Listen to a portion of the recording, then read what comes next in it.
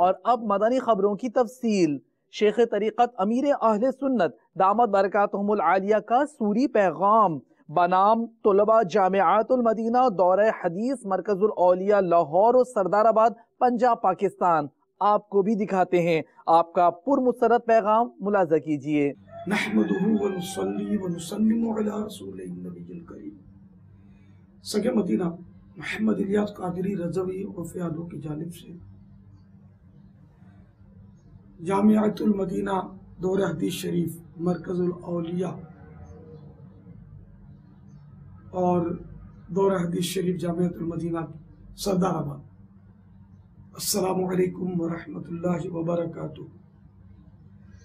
ماشاءاللہ حاجی فضیل رضا جو کہ شہدائے مدنی انعامات اور داعی کفل مدینہ رکن شورا، انہوں نے آپ حضرات کے بارے میں یہ خوشخبری دی کہ ماشاءاللہ 30 اپریل کو ہونے والے 12 روزہ مدنی کورس میں مرکز الاولیاء کے جامعۃ المدینہ کے دورہ حدیث شریف کے 25، جبکہ سردار آباد کے جامعۃ المدینہ کے دورہ حدیث شریف کے 17 طلباء نے نیت کی ہے اس میں شرکت کی۔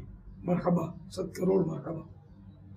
اللہ تعالیٰ آپ کو دین و دنیا کی بھلائیوں سے مالا مال فرمائے، علم دین سے آپ کا سینہ مدینہ کر دے، عالم باعمل بنائے، مفتی اسلام بنائے، مخلص مبلغ بنائے، فیضان علم علماء۔ یہ والد اعلیٰ حضرت رحمت اللہ تعالی علیہ کا رسالہ 38 صفحات کا، نہ پڑھو تو پڑھ بھی لیجیے گا، بہت پیارا رسالہ ہے۔ حدیث میں آیا ہے جو شخص ایک باب علم کا اوروں کے سکھانے کے لیے سیکھے اس کو 70 صدیقوں کا اجر دیا جاوے۔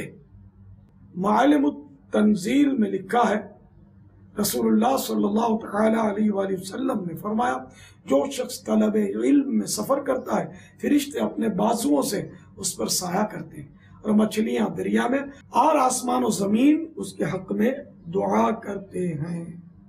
صلو علی الحبیب صلی اللہ تعالی علی محمد۔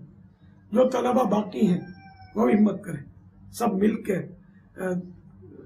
ترکیب بنائیں، اور ہر طالب علم سے میری مدنی التجا ہے کہ جلدی جلدی جلدی جلدی جلدی کردار ساز 12 روزہ مدنی کورس کرنے کی سعادت حاصل کر لیں۔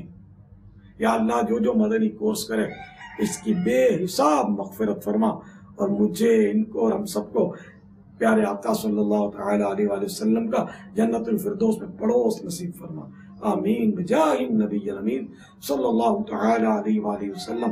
صلو علی الحبیب صلی اللہ تعالی علی محمد۔